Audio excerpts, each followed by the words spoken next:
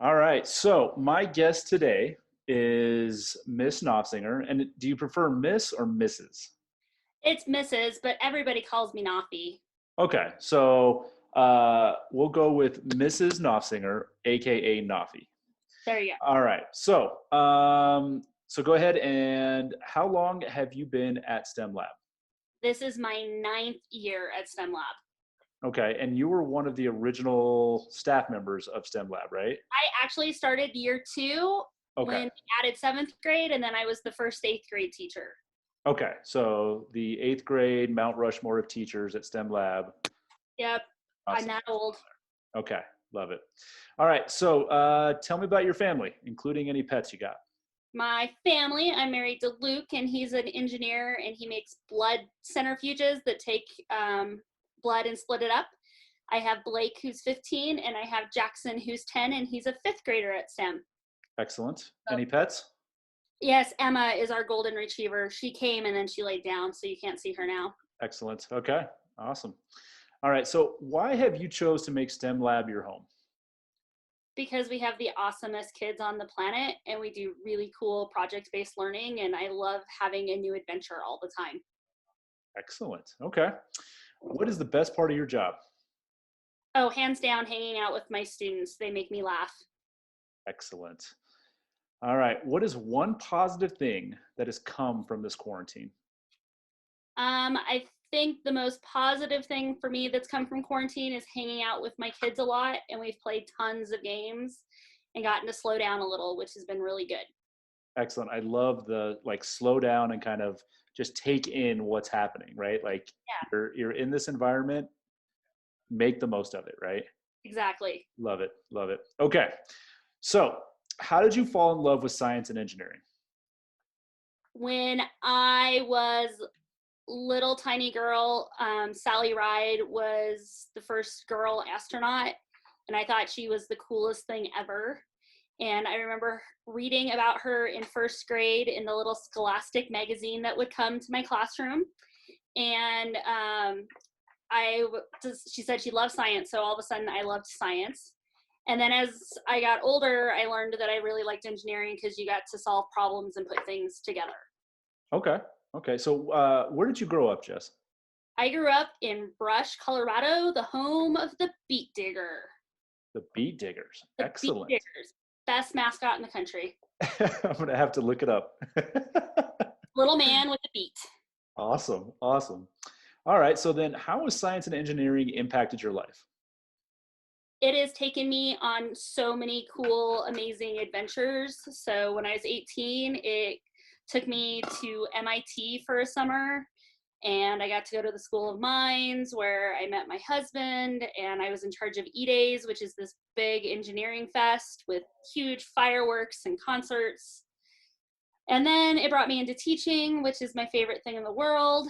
Um, about 10 years ago, Mrs. Brabant and I got to go on a zero G flight and fly on the Vomit Comet, which was like my dream as a kid. So, and now I get to build really cool things with this guy. Excellent. The Vomit Comet. I'm going to use that at some point today. All right. Thank you. Okay. Um, all right. You're going to fill this in for me. My favorite scientist is blank because blank. Ooh, that's a good question.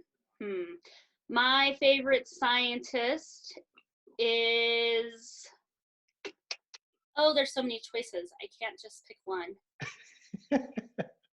Oh, to narrow it down is hard. Okay, my favorite scientist is Marie Curie because she persevered through some really hard things. She and her husband had just discovered radiation, and her husband got hit by a speeding horse cart in the middle of the street. And all of a sudden, she was a single mom. And she kept doing science and ended up being the first woman to win the Nobel Prize in physics and chemistry. Ah, amazing. It's Amazing. pretty cool. All right. My favorite engineer is blank because blank. Oh, that one's easy. My favorite engineer is Grace Hopper, and she was a computer engineer programmer. And she was so good at her job that the Navy had to break the rules for her so that they could keep her around. You were supposed to have to retire, and she was too old to keep working, and they broke the rule because she was so awesome at her job. and she See, loved it. that's awesome. Sometimes you got to know the rules before you break them, and Yep. they're not all rules are the best. Yes. I And did didn't you know I didn't she say that. created the term computer bug? Like if you have a bug in your Uh huh. computer, and in her engineering notebook, she actually, at that point, computers were huge. They took up a whole room, and there was a moth that had flown into the wires. And so she actually taped the bug in her engineering notebook, and that's how we have computer bugs. No way. So is that like on display anywhere? Is that something, or I is don't this? know if it's on display or if there's just pictures of it, but it's super cool. That's awesome. The actual first What? computer bug. It's a moth. That amazing, amazing. Okay, so we had talked about how science and engineering has impacted your life. You actually received a really cool award, and this was the first year I was at STEM. So I think this is 4 years ago. You won the Presidential Award for Excellence in Mathematics and Science Teaching. Can you just tell me about the experience of winning the award, and then what came along with it? Okay, that's a hard one. So I did this big long application. It's 20 pages written report and a video of me teaching my class. And I submitted it to the state of Colorado, and I was named a finalist. And then I heard nothing and nothing for 2 years. Oh, wow. And so by the time it was time to apply again, because that round was done, we still didn't know if we'd won. So I applied again, and I got a letter the week later saying you lost. And I was so sad because I had turned in pretty much the same application the second time. And so I figured there was no way I could win.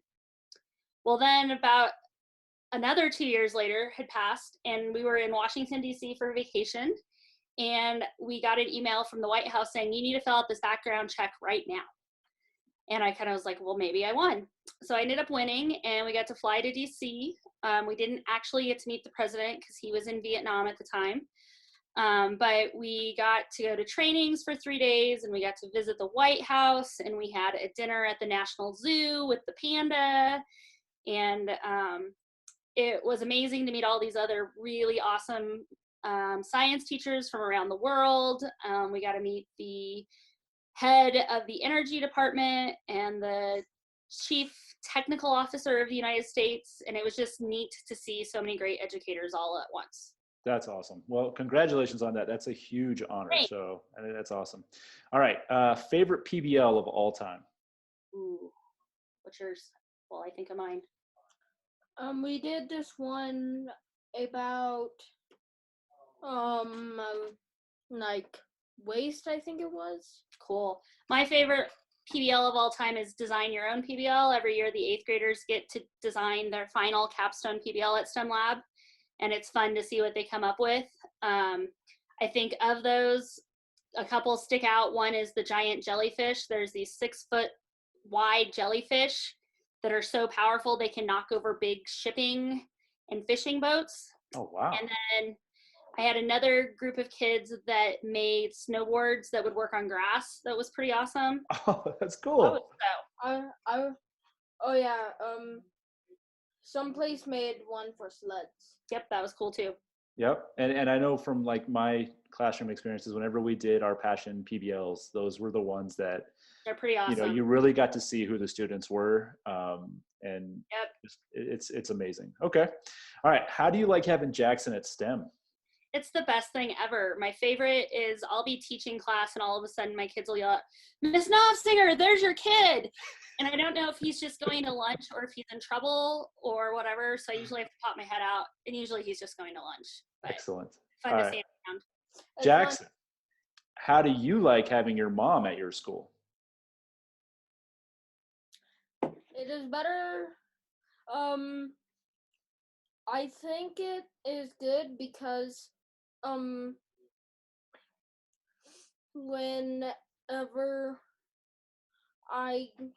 whenever the school day's over, I can hang out with mom for a little while before we go home.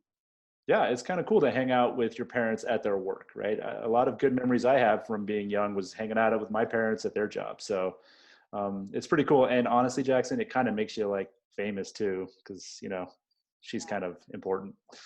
All right, time for the lightning round. Okay. So these questions, I just answer your first gut instinct. That's what I want to hear. Okay. All right. Are you ready?